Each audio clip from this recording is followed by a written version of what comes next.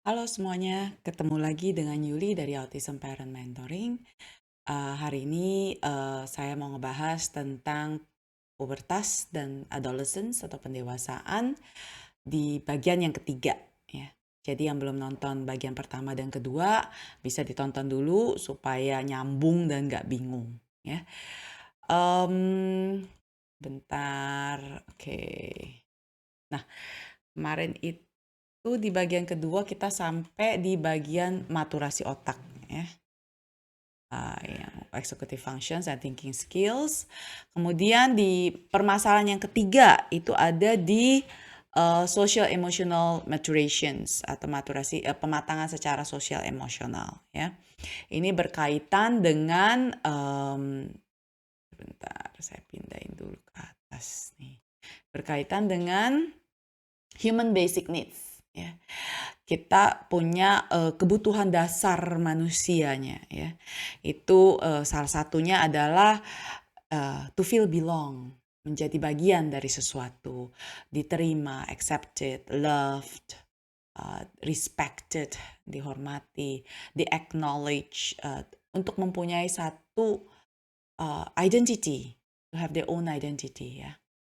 Self identity, identitas diri ya. Nah, ini semua bisa menyebabkan permasalahan dalam perilaku or behavior issue ya. Yang bagian pertama dari human basic needs yang saya temui dalam bermasalah dengan remaja berkebutuhan khusus dan yang neurotypical juga, itu adalah finding self identity, mencari jati diri ya. Jadi mereka perlu mencari jati diri mereka, siapa saya? Who am I? Where's my limit? Di mana limit saya? Ya. Sampai sejauh mana saya bisa berkuasa, mengontrol dan sebagainya, punya kontrol terhadap kehidupan saya. Ya. Mereka juga punya kebutuhan ya untuk break free, untuk independent ya. Tapi di saat yang bersamaan mereka masih tergantung sama kita sebagai orang tua ya. Jadi ini menjadi satu apa ya, bentrokan gitu ya. Di satu sisi aku pengen merdeka tapi aku juga masih bergantung sama orang tuaku gitu ya. Jadi self diri sendiri, jati diri atau diri ini, self ini perlu mencari sampai sejauh mana saya bisa pergi, raih gitu kan ya, limit saya ada di mana. Maka dari itu mereka kecenderungannya adalah testing boundaries ya, mengetes sampai sejauh mana nih aku bisa mendobrak aturan. Saya mau challenge the rules ya. Saya mau push limitnya saya sampai di mana. Terus saya juga crave for the attentions ya. Apa ya? Crave itu menginginkan atensi ke diri saya, tapi juga saya juga pengen break free gitu ya. Terus sensitif banget terhadap criticism dan penilaian orang gitu ya. Questioning everything, mempertanyakan segala sesuatu ya. Nah, ini implikasinya ada representasinya itu adalah dalam bentuk oposisi, rebellious, defiant, ya melawan gitu kan ya. Terus demo untuk nunjukin nih, gua mau demo, lu bisa apa gitu ya. Testing limits dan banyak juga yang mereka itu nggak percaya sama orang tua, lebih percaya temen ya. Ini semua menyebabkan orang tua pusing sekali dengan perilaku emosional, perilaku yang bermasalah ya, behavior issue and challenging behavior ya. Nah, yang saya mau tekankan di sini kita harus berhati-hati ya. Kalau kita sangat-sangat strict dan keras ya, seperti palu gitu, hammer ya, try to push them down. Jadi mencoba untuk menekan mereka, meredam mereka. Jadi ibaratnya ada mau yang ngebrontak, kita redam gitu kan ya. Nah, itu akan terjadi perang ya. Dan pada saat terjadi perang, pasti ada victims, ada korban ya. Nah, kebanyakan yang terjadi adalah orang tua nggak paham apa yang terjadi karena mereka itu shock gitu loh, kaget gitu. Kenapa ya anak gue tiba-tiba tadinya nurut baik-baik aja kok sekarang jadi begini gitu loh. Kok sekarang jadi rebellious banget gitu. Nggak mau nurut, terus ngelawan, disuruh apa-apa susah gitu kan ya. Mereka itu kayak kita itu sebagai orang tua jadi aku nggak terima anakku kok jadi kayak gini, kok regress gitu, kok, kita kita salah apa, apa yang kurang, apa yang salah, kenapa anak saya jadi kayak begini gitu kan, jadi sulit, tantrum, ada yang depresi, ada yang emosional, ada yang agresif gitu kan. Nah, jadi kita mencoba memaksa anak untuk kembali ke kondisi yang sebelumnya, yang dimana anak itu lebih patuh gitu kan ya. Jadi lebih yang baik-baik sajalah, disuruh apa nurut langsung, nggak banyak perilaku yang menyusahkan ya. Hati-hati jika kita terlalu keras dan mencoba menekan anak ya. Itu akan terjadi perang dan nggak tahu siapa yang jadi korban, orang tua atau anak ya. Eee, tapi ada juga di sisi yang lain adalah orang tua yang sangat permisif, ya. Jadi, "Ya udah papa takut sama anak, udah terserah, ya udah nggak apa-apa bebas lah lu," ya kan. Itu juga salah, karena nanti anak ini kan belum punya tahu kontrolnya dia sampai batasan dia itu sampai di mana. Yang ada mereka kelewat batas, ya. Jadinya makin sulit kalau udah dibiasakan bebas dan melewati batas, it's okay, mau ditarik balik kan susah, ya. Jadi mereka udah terbiasa suka-suka semena-mena, maunya gue nggak bisa lu atur gitu ya. Nah itu akan menyulitkan kehidupan kita juga, ya. Terus gimana dong cara handle ini, ya? Paling tidak anak itu harus punya yang namanya, embedded, tertanamkan di diri mereka itu satu rem internal, ya, meaning, ada satu batasan dalam diri mereka. Mereka paham mengenai aturan, bahwa dalam segala hal ada aturan. Tapi aturan dan batasan ini bisa menjadi fleksibel tergantung pada kondisi, ya. Sehingga mereka jadi punya satu rasa segan, rasa, bisa ngerem diri dikit sebagai habitnya mereka ya, bagian dari diri mereka. Tapi mereka tetap akan coba untuk fight ya, untuk melawan kita, untuk rebel, untuk challenge kita. Jadi kita harus tahu caranya bermain layangan, ya. Nah, kalau kita nggak tahu caranya menghandle ini secara correctly, secara benar ya, reaksinya bisa either big and strong, yang agresif, tantrum, menyakiti diri sendiri atau menyakiti orang lain, atau mereka akan diem, silently depressed, ya, depresi. Ya itu nggak kelihatan, tahu-taunya anaknya melakukan hal-hal yang tidak kita inginkan, ya. Uh, Either way, salah satunya yang mana aja itu hidup kita nggak akan menjadi mudah ya. Buat yang agresif itu kayak hidup di zona perang. Nggak tahu tiba-tiba kapan bom atom meledak, dung gitu kan. Marah. Unpredictable banget, susah sekali untuk diprediksi ya. Bisa just snap just like this ya. Nah, tapi saya juga mengamati dan belajar gitu. Bisa nggak sih kita tuh sebagai orang tua selalu mencoba prevent, menghindari, memprotek mereka setiap saat di mana saja untuk supaya mereka itu nggak marah atau nggak depresi. Ya. Sulit kan? Ya, kita nggak bisa mengkontrol semua yang ada di dalam kehidupan anak, terutama kalau anaknya sudah bersekolah dan ada di dalam dunia sosial. Ya. Nah, dan saya mau highlight di sini ya, hati-hati kalau anak tuh suka bilang, gue mau kabur, gue mau pergi dari rumah, gitu kan ya, atau keluar dari rumah terus bilang, udah sana pergi, jangan ya, uh, nanti bisa kejadian kabur beneran. Oke, jadi itu adalah kayak demo, gue pergi nih, gitu kan. Jadi menjadi bagian dari aku pengen nunjukin jati diri aku pengen nunjuk aku bisa pergi dari rumah, aku mau pergi nih ya, pergi nih. Trying to break free ya. Berhati-hati, jangan malah ya udah lu pergi aja gitu. Nanti kalau pergi beneran, ntar orang tuanya nangis dan bingung lagi gitu kan ya. Oke.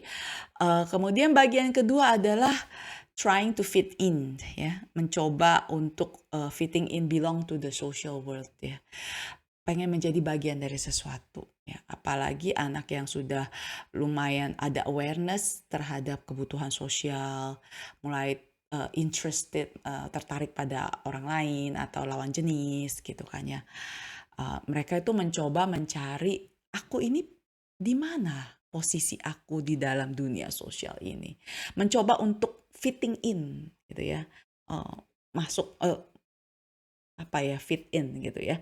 Eh, Mempunyai apa ya?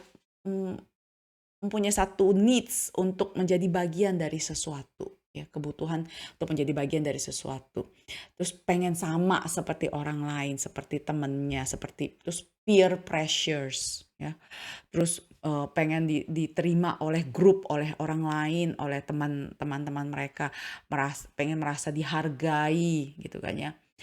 Dan mereka udah mulai mempertanyakan dan mencoba memahami bagaimana dunia sosial ini bekerja ya. Nah, terutama anak-anak yang bersekolah di mainstream. Ya, udah mulai nih, atau yang high functions atau di sekolah di mainstream ya. Nah, kalau tidak dihandle secara benar, ini anak bisa yaitu either angry atau depresi gitu ya, atau end up dengan masking ya. Putting on mask, pakai topeng mereka, karena mereka nggak paham akan apa yang terjadi di sekeliling mereka, mengapa demikian. Ya. Setelah masking kan capek banget gitu ya. Jadi yang ada mereka akan meledak nanti di rumah, mereka meledak atau mereka meltdown, depresi gitu ya. Nah, bagaimana cara kita untuk membantu mereka memahami dunia sosial ini ya. Kita juga nggak bisa pakai cuma ngedrill dan suruh ngafal ya. Karena kan sosial itu nggak selalu hafalan ya. eh, Selalu berubah, nggak mungkin selalu sama, kecuali kita buat situasinya untuk simulasi ya. Karena mereka harus belajar untuk membaca konteks, membaca situasi, ya, membaca social cues, membaca body gestures orang, membaca facial expressions orang gitu kan. Kalau misalnya orang udah kesel begini, udah boring, tahu nggak mereka bahwa ini orang udah nggak tertarik gitu loh dengan apa yang lu ngomongin gitu kan ya. Atau mungkin mulai gitu, udah mulai kesel atau marah, kalau mereka nggak bisa baca ya end up dengan berantem ya. Nah, mmm, mereka itu perlu, sebelum sebelum kita bisa ngajarin ini semua ya, mereka itu perlu punya satu awareness, kesadaran dulu bahwa mereka itu perlu belajar tentang hal-hal sosial ini. Ya, apa ini, terus bagaimana, harus berpikir bagaimana cara saya merespon, bagaimana saya memutuskan untuk merespon kalau misalnya kita lihat reaksi orang seperti gini, saya harus bagaimana, bisa gauging gitu ya. Terus bagaimana memanage reaksi kita, perasaan kita, kita nggak suka tapi gimana gitu kan, kita harus regulasi rasa nggak suka kita dan tetap menghadapi orang tersebut, memahami perspektif, dan peduli pada perspektif orang lain dan persepsi orang lain tentang diri dia. Ya. Nah, ini semua kan adalah hal-hal yang abstrak dan fluid ya, dan nggak struktur. Ya.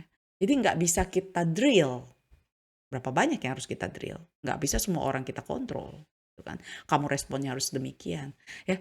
Ini semua membutuhkan comprehension, pemahaman, terus thinking skills untuk menganalisa, membaca, terus kemudian berpikir gimana nih saya mau pakai, saya harus bagaimana, decidingnya kayak gimana, mengerti tentang social thinking itu bagaimana, perspektif orang lain bagaimana, theory of mind itu bagaimana. Ya. Nah, permasalahan-permasalahan banyak terjadi karena mereka salah baca situasi, ya. Kadang mereka pikirnya begini, asumsi yang terbentuk adalah begini, gitu kan ya. Terus nggak punya satu awareness bahwa aksi mereka itu karena mereka nggak ngaca kan. Mereka cuma ngelihat dari sini, mereka nggak ngaca begini, gitu kan. aksi dari saya, itu nggak merepresentasikan feelingnya saya. Jadi saya merasa, saya udah nunjukin perasaan suka saya misalnya, tapi padahal aksi saya nggak menunjukkan itu. Sehingga orang tidak malah salah membaca gitu ya. Nah, terus atau misalnya jika mereka pengen pengen fit in, gabung sama grup itu tapi mereka reject gitu, ditolak gitu kan ya. Terus atau mereka dibully secara verbal, secara diledekin secara verbal atau secara emosional, dikata-katain atau disindir-sindir gitu kan. Uh, atau mereka nggak merasa feel belong or accepted, mereka nggak merasa diterima gitu kan, atau mereka merasa aku nih kayaknya sendiri, nggak ada yang bisa mau berteman sama aku, nggak ada yang bisa ngertiin aku, kenapa semua orang kok jauhin aku, kok kayaknya aku nih aneh gitu kan ya, nggak ada yang mau barengan sama aku gitu kan, karena dan mereka itu nggak mengerti how things works, nggak bagaimana sih orang sosial ini bekerja di sekeliling mereka. Sehingga mereka akan terjadi frustasi ya, kalau nggak marah ya depresi, masking ya. Mmm, terus ada lagi juga bermasalah kalau misalnya, "Gimana sih rasa naksir itu kayak gimana sih? Aku nggak tahu loh how to deal with it." Atau merasa menyesal kalau misalnya sudah, terlanjur saya marah atau emosi atau apa, atau melakukan hal-hal yang, perlu disesali, eee, rasa penyesalan itu kan sulit sekali bahkan bagi kita sebagai neurotypicals dan dewasa saja untuk menghadapi diri sendiri dengan penyesalan itu sulit sekali kan, apa ya, men-solving itu. Nah, apalagi mereka ya, mmm, kemudian yang permasalahan terakhir adalah ya perubahan fisik ya, perubahan fisik. Perubahan dan pertumbuhan secara fisik ya. Nah ini of course terkoneksi juga dengan hormon ya kan. Ya bagian-bagian private ya, breast, genitals ya, pubic hairs, bulu ketek, ini apa, brewok, kumis dan sebagainya, terus bau badan, sensations ya, sensasi yang dirasakan. Kemudian ada yang menjadi lebih tinggi, lebih gendut, lebih kurus dan sebagainya. Terus kalau wanita ada yang kram, sakit perut, mau mens gitu. Dia juga nggak paham, karena kan sulit banget untuk ngejelasin mengenai sakit perut mau mens dengan dibedain dengan yang sakit perut biasa gitu kan. Nah, kemudian atau jerawat lah, atau anak tambah kuat gitu kan, atau permasalahan kulit, eczema, atau seperti jerawat yang banyak di kulit, terutama di punggung gitu kan. Kemudian ada juga yang bermasalah dengan kulit kepala, seborrheic dermatitis, itu karena dipengaruhi oleh hormon testosteron dan hormon lainnya seperti estrogens juga. Jadi bermasalah di kulit kepala dan kulit badan ya. Permasalahan-permasalahan yang kemudian terjadi itu yaitu,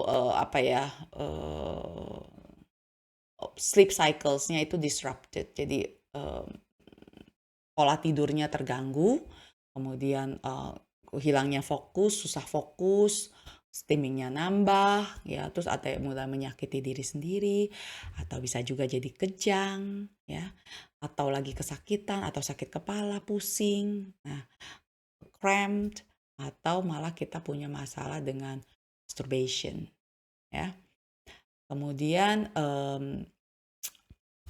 secara secara sosial ya, norma etika sosial ya, itu anak harus sudah mulai memahami kalau misalnya belum, jadi akan jadi masalah kalau misalnya mereka keluar aja dari kamar mandi atau apa dengan keadaan telanjang padahal mereka sudah dewasa gitu kan ya.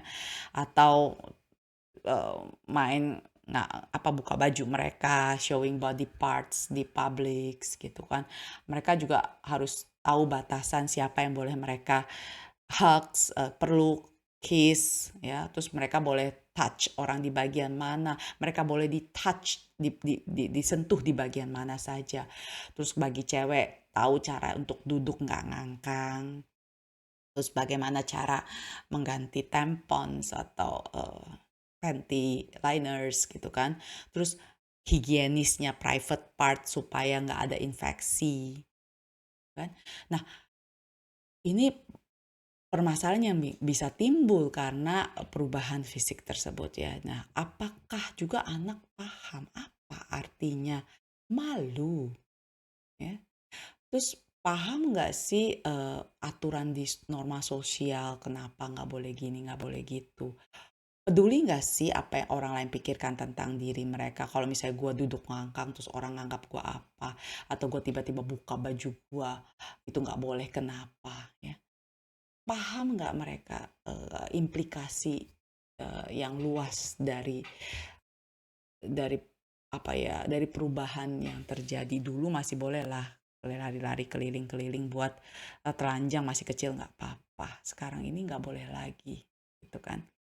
Ya, um, untuk permasalahan-permasalahan di pubertas dan pendewasaan ini sampai di sini ya. Nanti ketemu lagi di bagian yang keempat mengenai apa saja yang perlu kita siapkan ya. Kalau dirasa video ini berguna, bermanfaat, bisa di-like, di-share, dan di-komen. Jangan lupa subscribe untuk supaya nggak ketinggalan video-video berikutnya. Terima kasih sudah menonton. Sampai jumpa.